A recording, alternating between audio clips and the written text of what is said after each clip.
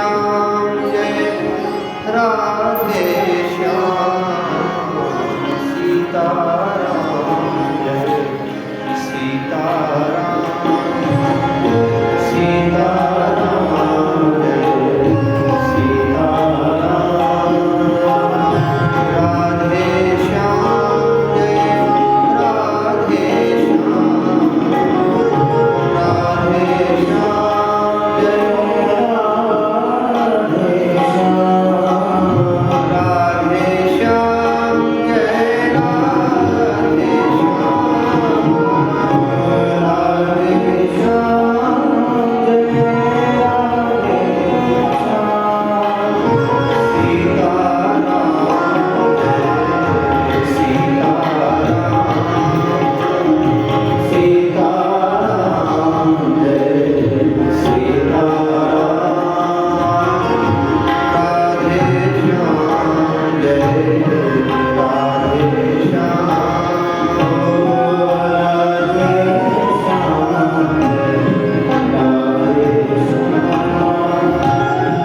अशरण शरण दया के धाम अशरण शरण दया के धाम मुझे भरोसा आप कराओ मुझे भरोसा आप कराओ करुणा कर अपना लो राम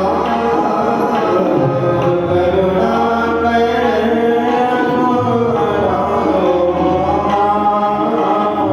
अपना दास बना लो राम अपना दास बना लो राम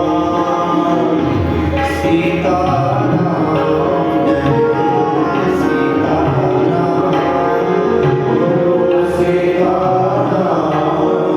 सीताराम सीताराम श्री सीतारामचंद्र भगवान की श्री हरि जय श्री हरि श्री हरि जय श्री हरि श्री हरि परम मंगलमय भगवत स्वरूप श्री सीतारामचंद्र भगवान जगत नेता जगदाधार अखिल करुणा निधान भगवान श्री सीताराम जी की अहेतु की मंगलमय करुणा कृपा से आप और हम पूज्य गुरुदेव भगवान के श्री मुखारबिंद से श्रीमद् भागवत का रसास्वादन कर रहे हैं। उससे पूर्व इतनी पावन भूमि पर महाराज श्री की तपस्थली पर पूज्य गुरुदेव भगवान की कृपा से 2 शब्द निवेदन करने का मुझे अवसर मिला है। आप सभी के चरणों में मैं प्रस्तुत करता हूँ। बोले श्री सीतारामचंद्र भगवान की। विहाय कामान्य सर्वान् पुमांश्चरति निःस्पृह निर्ममो निरहंकार सशान्तिम् अधिगच्छति। कल आप और हम सभी ने श्रवण किया था, मैंने निवेदन किया था, प्रत्येक प्राणी जो संसार का है वो चाहे करोड़पति हो चाहे रोड़पति हो, सबके मन में एक ही लालसा होती है कि सब कुछ करने के बाद मुझे शांति प्राप्त हो, मुझे आनंद की अनुभूति हो।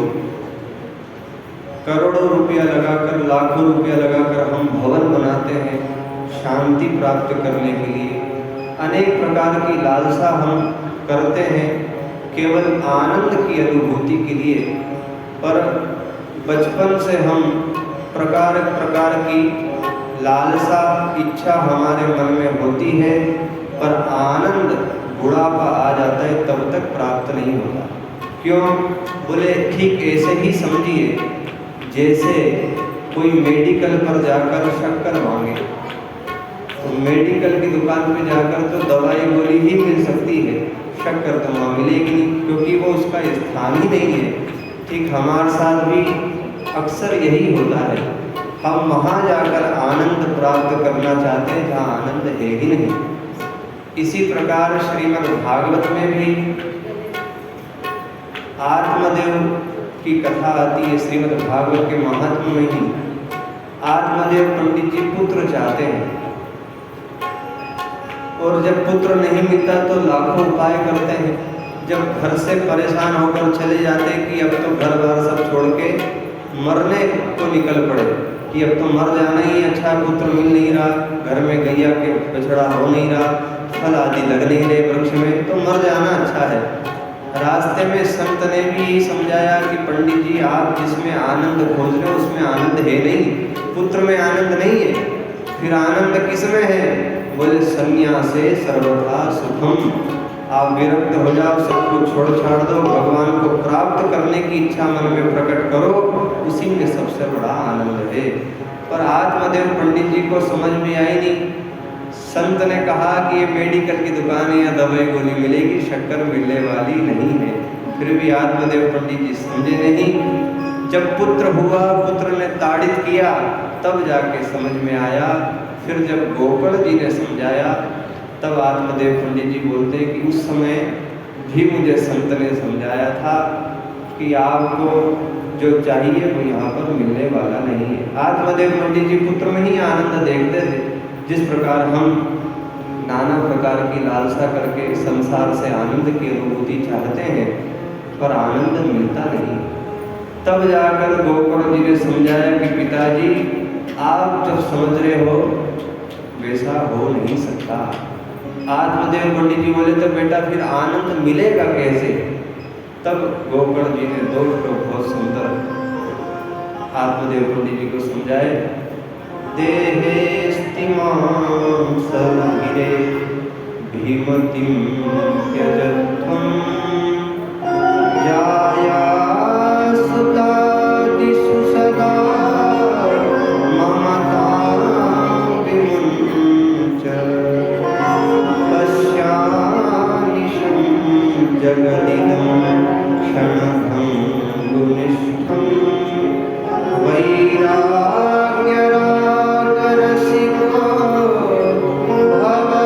भवभक्तिनिष्ठः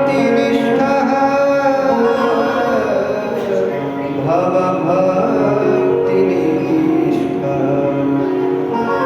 गोकर्ण जी महाराज बोलते हैं कि देखिए पिताजी, हम 5 भौतिक शरीर से हम इतना प्रेम कर लेते हैं, जब किसी व्यक्ति से प्रेम हो जाता है तो रातों की नींद उड़ जाती है।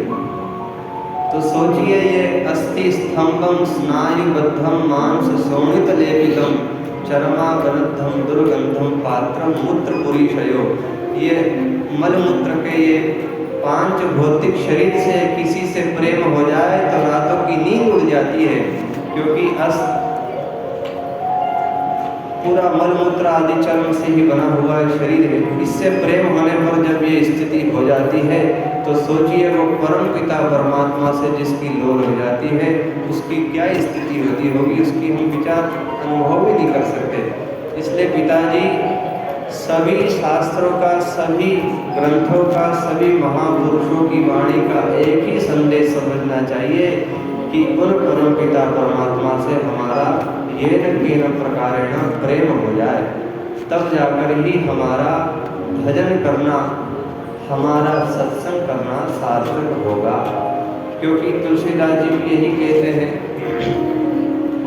वेद पुराण संत मत वेद सकल सुप्रीत राम सने। वेद पुराण संत मत वेद सकल सुकृत राम सने। सकल सुकृत राम सने। प्रेम की साक्षात मूर्ति है श्री भरत जी। यदि प्रेम की कहीं भी चर्चा आती तो सबसे पहले भरत जी का नाम लिया जाता है। क्यों? क्योंकि राम जी के अनन्य प्रेमी श्री भरत जी महाराज। लक्ष्मण जी कहते हैं पिताजी, जब ये शरीर से इतनी प्रीति होकर साक्षात व्यक्ति अनुभव कर लेता है कि नींद उड़ जाती है, चैन बेचैन हो जाता है व्यक्ति, तो परम पिता परमात्मा से प्रेम होने के बाद निश्चित रूप से उसका जीवन उत्सव बन जाता है, उसके जीवन में आनंद ही आनंद होता है। इसलिए परम पिता परमात्मा से प्रेम होना चाहिए। तब आत्मदेव पंडित जी को पुत्र की बात समझ में आई, सब कुछ छोड़कर भजन करने गए। श्री रामचरितमानस में ही देखिए अयोध्या कांड में श्री भरत जी की महिमा गाई गई है, और अयोध्या कांड के सबसे अंतिम छंद में श्री भरत जी का जब वर्णन करते हैं कि भरत जी कौन है, राम जी के अनन्य प्रेमी हैं, तब श्री तुलसीदास जी बहुत सुंदर लिखते हैं, सिया राम प्रेम पीयूष पूरन होत जनम भरत। सिया राम प्रेम पीयूष पूरन होत जनम भरत। मुनि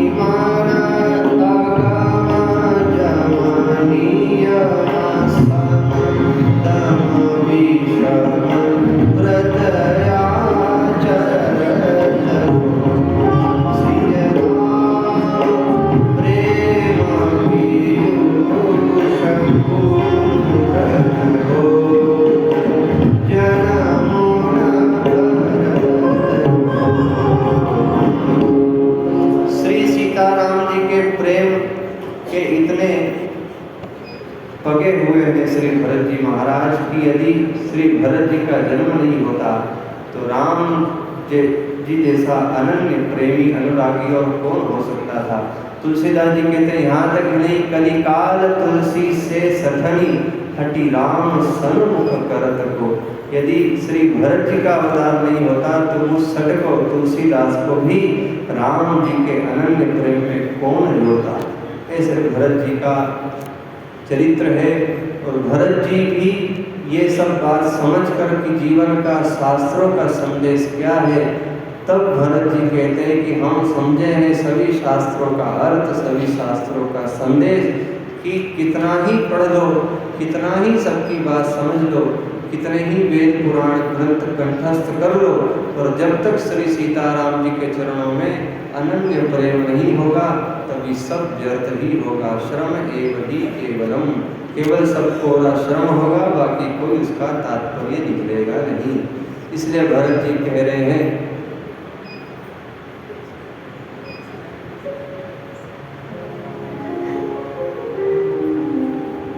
सीताराम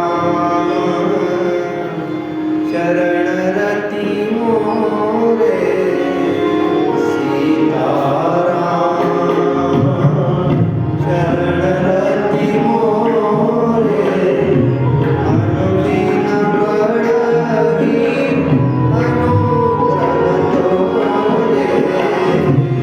अनुदिन बढ़हि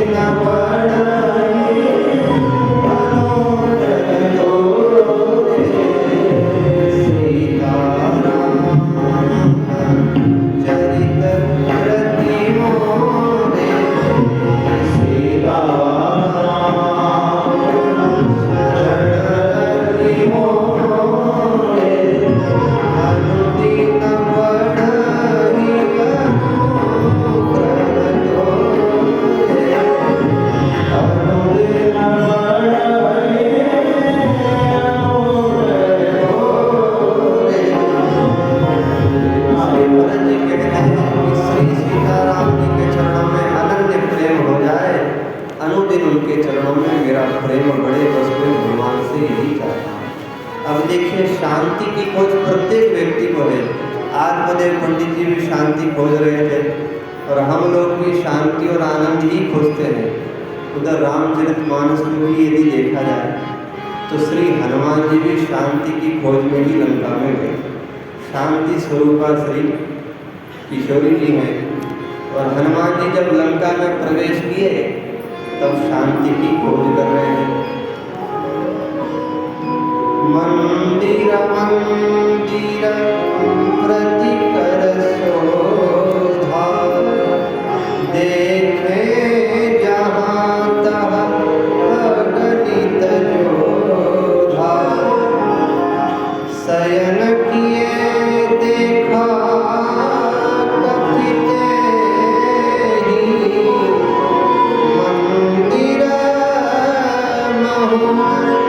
दीखी बैदेही मंदिर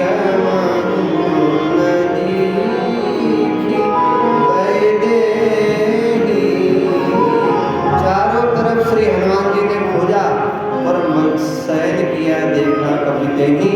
रावण के मंदिर में भी श्री हनुमान जी महाराज को किशोरी जी नहीं मिली। कब मिली? जब प्रातः काल हनुमान जी ढूंढ ढूंढ के थक गए और जब प्रातः काल हुआ, ब्रह्म मुहूर्त हुआ, तब श्री हनुमान जी को एक ध्वनि सुनाई दी। हनुमान जी सुन के बड़े हर्षित हो गए। राम राम श्री राम सीताराम। जब ब्रह्म मुहूर्त में श्री हनुमान जी ने सुना, बड़े प्रफुल्लित हो गए। राम नाम की ध्वनि लंका में कैसे सुनाई दे रही? राम श्री सीताराम।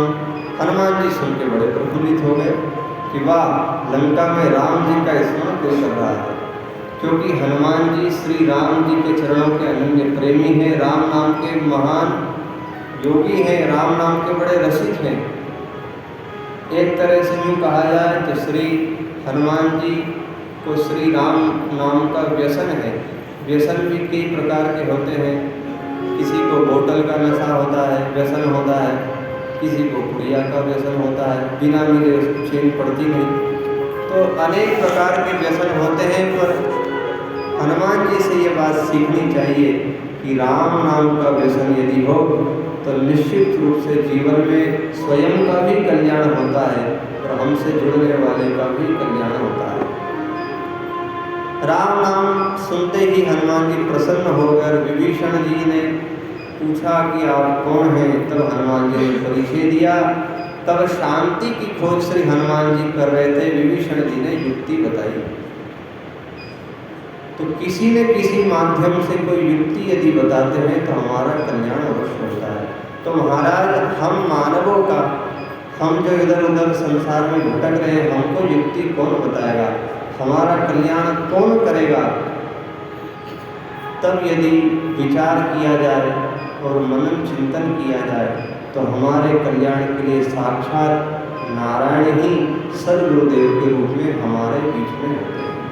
इसलिए श्री तुलसीदास जी ने रामचरितमानस में सबसे प्रथम श्री गुरुदेव की महिमा गाई।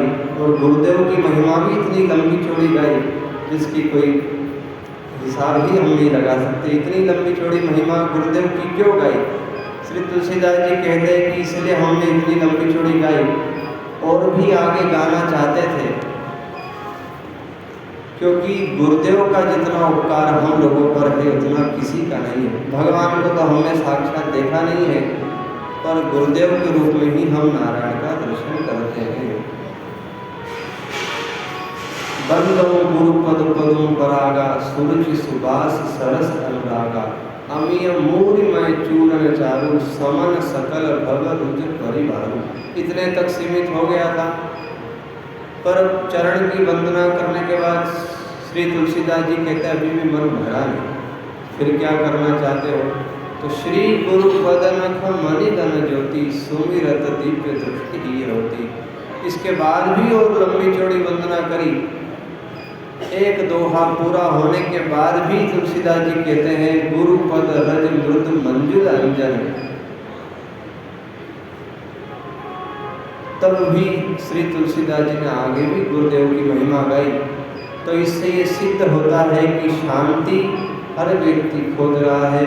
आत्मदेव पंडित जी ने भी खोजी, तो श्री गोकर्ण जी के माध्यम से आत्मदेव पंडित जी का उद्धार हुआ, और श्री विभीषण जी के माध्यम से हनुमान जी को सीता जी तक पहुँचे, शांति की प्राप्ति हुई। सीता जी किशोरी जी शांति स्वरूपा है, और हम लोगों का कल्याण के लिए साक्षात गुरुदेव के रूप में साक्षात नारायण ही हम लोगों के बीच में उपस्थित है। इसलिए गुरु साक्षात परब्रह्म।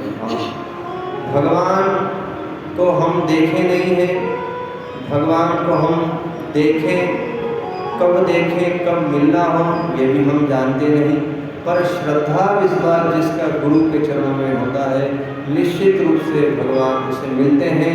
ऐसा कहा जाता है कि गुरुदेव तो एक भूमि होती है जो फसल उगाना चाहें वो उगा सकते हैं। गुरुदेव की महिमा भली हो या ना हो, पर हम लोग की श्रद्धा विश्वास उनमें अनन्य होने से गुरुदेव से जो प्राप्त करना चाहें हम उनसे वो चीज प्राप्त कर सकते हैं। बोलो सद्गुरुदेव भगवान की जय। इस प्रकार बड़ी विचित्र महिमा भक्तों की और सद्गुरुदेव भगवान की गाई जाती है। और यदि हम विचार करें तो गुरुदेव से प्रेम होने पर, गुरुदेव के चरणों में प्रेम होने पर भगवान निश्चित रूप से प्रकट होते हैं।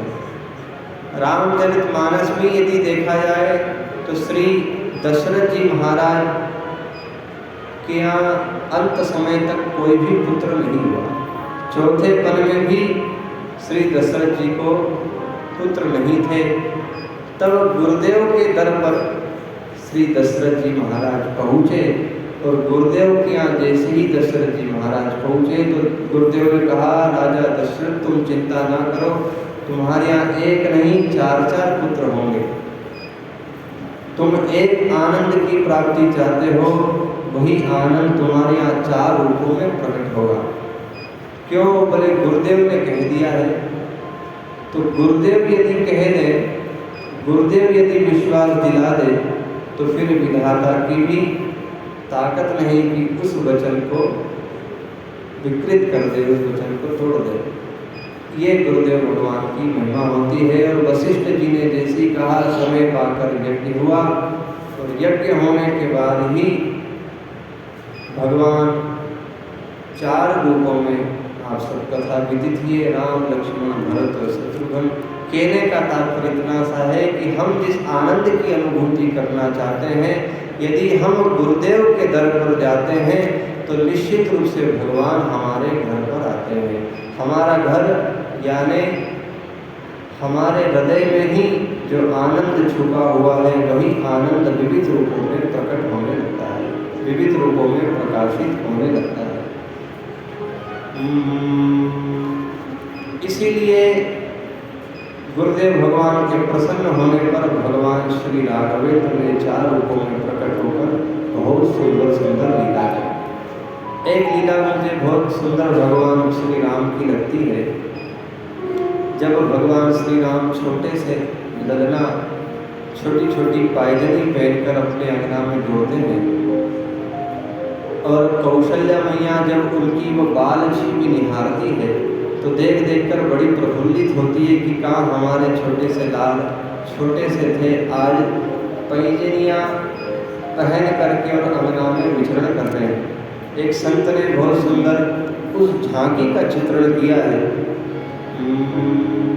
दुई दुई दसन दामिनी जैसे दम दम दम दम दम के, दुई दुई दसन दामनी जैसे दम दम दम दम दम के, कर कंजन कंचन के कंगना चम चम चम चम चम के, सोहे रुचि रहिए